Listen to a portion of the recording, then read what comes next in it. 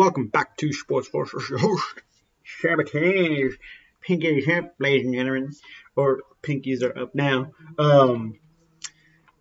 This is Ballers edition or NBA edition of the show where we look at all or just the state of the pretty much state of the NBA. Okay, let's just say that. Just the all around look at the NBA or just pretty much the all around look. With Joel Embiid leading with 29.8 points per game with Giannis behind him. LeBron 28.9. For how old he is, that's freaking crazy. DeMar DeRozan, chosen DeRozan, balling out there in Chicago. Man, he's hit, like 3 or 4 game winners? Maybe more than that, but just been super clutch for the Bulls with just such a good team that Chicago Bulls team is, but they're not so great against the higher up teams, as in like the top, like 8-ish teams all around the league, just pretty much the upper league teams.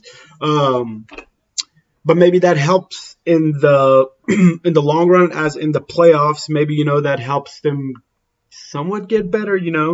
When you go through some adversity, you get by. Maybe, hopefully.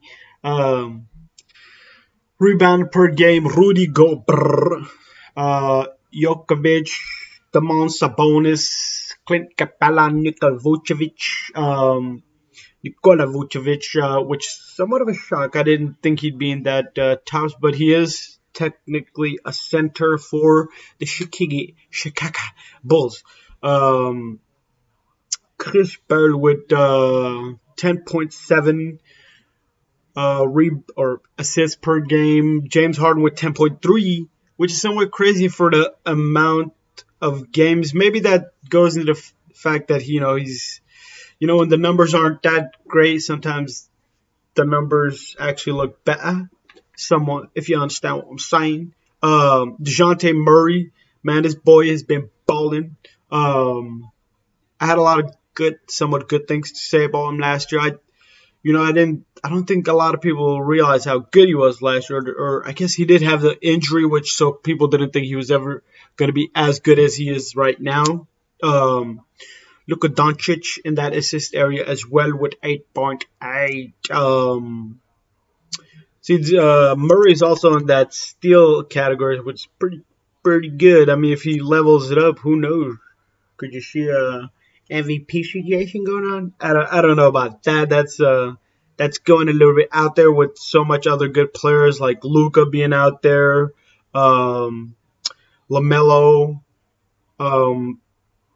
Anthony Edwards, who's been outstanding. He's somewhat having a slump, somewhat a slump.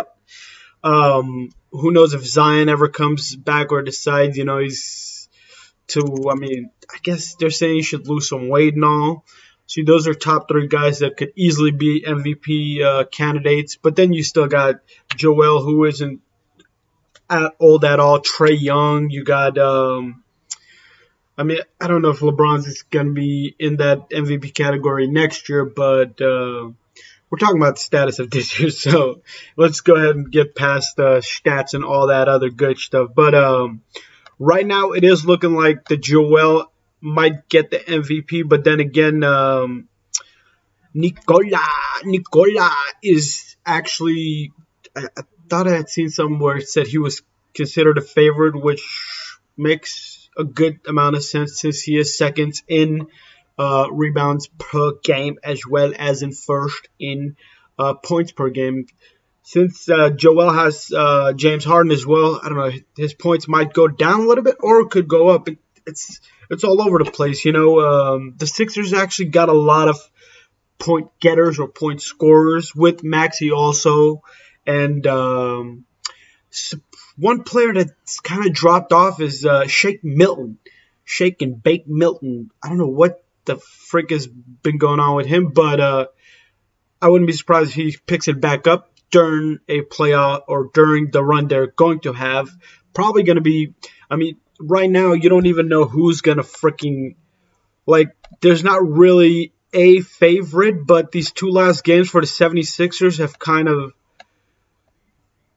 guessing a lot of people are thinking they're the favorites in the East or to win it all. Um, for me, one easy one would be the Clippers.